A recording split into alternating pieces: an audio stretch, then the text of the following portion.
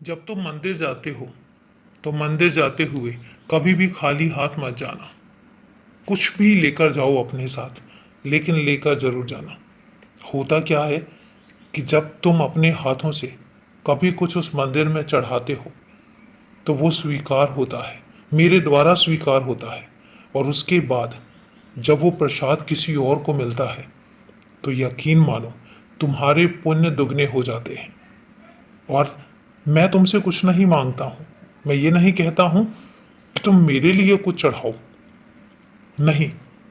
लेकिन जब तुम चढ़ाते हो और उसके बाद जब वो प्रसाद बनकर किसी और को मिलता है तो तुम्हारे द्वारा किया गया वो पुण्य दुगना हो जाता है और तुम्हें उसका फल बहुत मिलता है। क्योंकि जब कोई प्रसाद ग्रहण करता है तो वो मन से लाख दुआएं देता है और वो दुआएं मैं तुम तक पहुंचाता हूं। इसलिए चाहे तुम रुपए पैसे चढ़ाओ या तुम कोई फल फूल चढ़ाओ, चढ़ाओ जरूर। और यकीन मानो अगर तुम रुपए पैसे भी चढ़ाते हो तो उन रुपये पैसों से भी कुछ ना कुछ प्रसाद बनकर वो उन बच्चों में जाता है जो बच्चे वहां पर एक उम्मीद लेकर आते हैं, जो मेरे दरबार में आते हैं एक उम्मीद लेकर आते हैं, एक आशा लेकर आते हैं। और कई बच्चे तो ऐसे भी होते हैं जो भूख से व्याकुल होते हैं और अपनी भूख शांत करने के लिए मेरे दरवाजे पर आते हैं। और जब उनकी भूख शांत होती है, उनको तृप्ति मिलती है, तो उसके बाद उनके दिल से लाख दुआएं निकलती हैं और वो लाख दुआएं सीधे सीधे तुम तक पहुंचती हैं।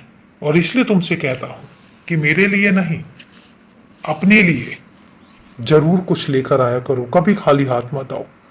तुम्हें जरूर पुण्य मिलेगा, तुम्हें ढेरों आशीर्वाद भी मिलेंगे। और एक बात तुमसे कहता हूं कि अपने आसपास के वातावरण का भी ध्यान रखा करो, अन्न दान करो, पेड़ पौधों का ध्यान रखो, पशु पक्षियों का ध्यान रखो जितना हो सके। मुझे पता है कि तुम रखना तो चाहते हो, लेकिन तुम्हारी कुछ मजबूरियां आ जाती हैं, मैं जानता हूं। और वो मजबूरियां ऐसी हैं कि जिनके बारे में तुम्हें कोई समाधान नजर नहीं आता। कोई बात नहीं, एक मौका मैं फिर तुम्हारे पास लेकर आऊंगा जिसमें तुम अपने आसपास के वातावरण और पशु पक्षियों का ध्यान रख पाओगे।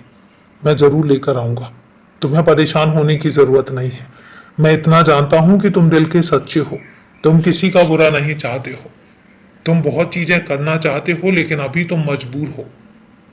मुझे पता है तुम परेशान भी रहते हो और तुम सीधा सीधा मुझसे पूछते हो कि आखिर इतनी परीक्षाएं क्यों तुम्हारे साथ, क्यों तुम्हारे साथ ऐसा हो रहा है कि जब भी बात खुशी की आती है तो वहीं कोई ना कोई रुकावट सामने आ जाती है। तो बच्चे, मैं तुमसे एक बात कहना चाहता हूं कि ये रुकावटें बहुत छोटी छोटी सी हैं।